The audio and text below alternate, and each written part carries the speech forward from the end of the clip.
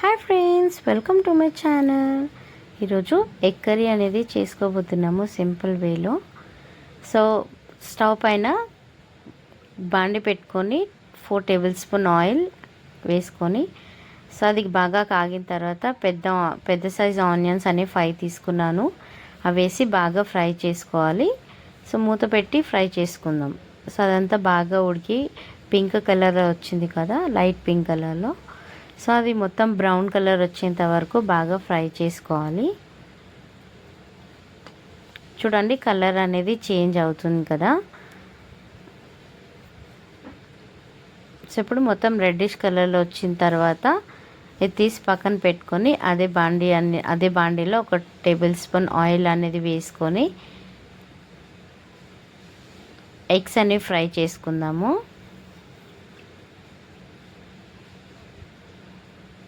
చూడండి, ఇప్పుడు బాగా ఫ్రై అయిపోయింది కదా, తీసి పక్కన పెట్టుకుందాము.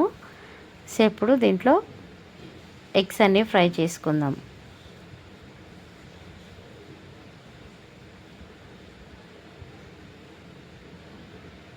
సో దీంట్లో పసుపు, ఉప్పు వేసి బాగా ఫ్రై చేసుకుందాము.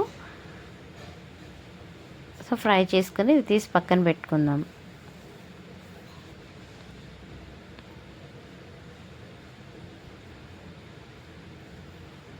స్టవ్ పైన కడాయి పెట్టుకొని 2 టేబుల్ స్పూన్ ఆయిల్ పోసుకొని జీలకర్ర, సాజీరా, పట్ట, లవంగా ఇవన్నీ వేసుకోవాలి.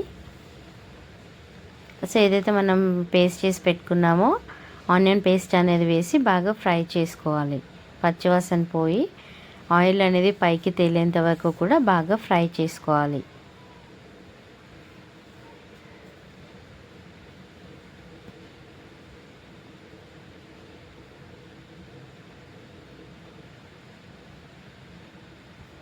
ఆయిల్ అనేది పైన కనపడుతుంది కదా, అది మొత్తం అబ్జర్వ్ చేసుకుంటుంది. మళ్ళీ తర్వాత ఉడికిన తర్వాత రిలీజ్ చేస్తుంది. సో దీంట్లోనే ఉప్పు, కారం, పసుపు, అల్లం వెల్లుల్లి పేస్ట్, జీలకర్ర, ధనియాల పొడి, జీలకర్ర పొడి వేసి ఫ్రై చేసుకోవాలి. చూడండి, ఆయిల్ అనేది పైకి తేలింది కదా. సో ఇప్పుడు 2 టేబుల్ స్పూన్ పెరుగు అనేది వేసుకుందాము. సో 2 టేబుల్ స్పూన్ పెరుగు వేసి బాగా మిక్స్ చేసుకుందాము. సో ఇది సిమ్లో పెట్టి కలుపుకుందాం, ఎందుకంటే హై ఫ్లేమ్లో పెడితే ఇది పెరుగు అనేది విరిగిపోతుంది. సో టేస్ట్ ఉండదు, కర్రీ అనేది పాడవుతుంది. సో 2 టేబుల్ స్పూన్ పెరుగు వేసిన తర్వాత ఒకసారి బాగా మిక్స్ చేసుకుందాము. చూడండి, ఆయిల్ అనేది పైకి తేలుతుంది కదా. సో ఇప్పుడు ఎగ్స్ అనేవి ఏదైతే మనం ఫ్రై చేసుకున్నామో ఫ్రై చేసుకున్న ఎగ్స్ వేసి బాగా మిక్స్ చేసుకుందాం. దానికి ఘాట్లు పెట్టుకోవాలి, ఎందుకంటే మసాలా అనేది దాంట్లో బాగా పడుతుందన్నమాట. సో ఒకసారి బాగా మిక్స్ చేసుకొని మూత పెట్టి 2 మినిట్స్ అనేది ఉడకబెడదాం. మసాలా దాంట్లో పట్టేంత వరకు, ఎగ్స్కి పట్టేంత వరకు. తీసి చూస్తే చూడండి, ఆయిల్ అనేది పైకి తేలింది కదా. సో ఇప్పుడు మనకి గ్రేవీ కావాలి కాబట్టి, సో గ్రేవీ కన్సిస్టెన్సీ కోసం నేను 1 గ్లాస్ వాటర్ అనేది యాడ్ చేస్తున్నాను. సో మీకు ఎంత గ్రేవీ కావాలి అనేది మీరు అడ్జస్ట్ చేసుకోవచ్చు, వాటర్ ఎక్కువ తక్కువ చేసుకోవచ్చు.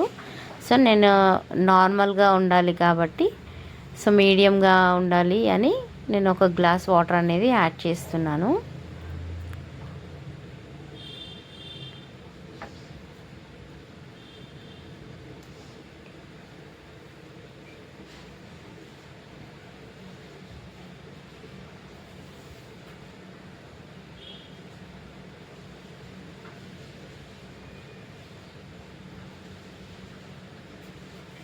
సో వాటర్ యాడ్ చేసిన తర్వాత 5 మినిట్స్ ఉడకబెడదాం. మూత పెట్టి 5 మినిట్స్ ఉడకబెడదాం. సో ఇప్పుడు తీసి చూద్దాం.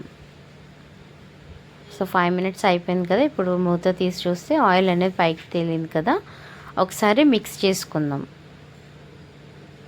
ఒకసారి మిక్స్ చేసుకొని అంతే, స్టవ్ ఆఫ్ చేసి సర్వ్ చేసుకుందాం. Thank you for watching the video.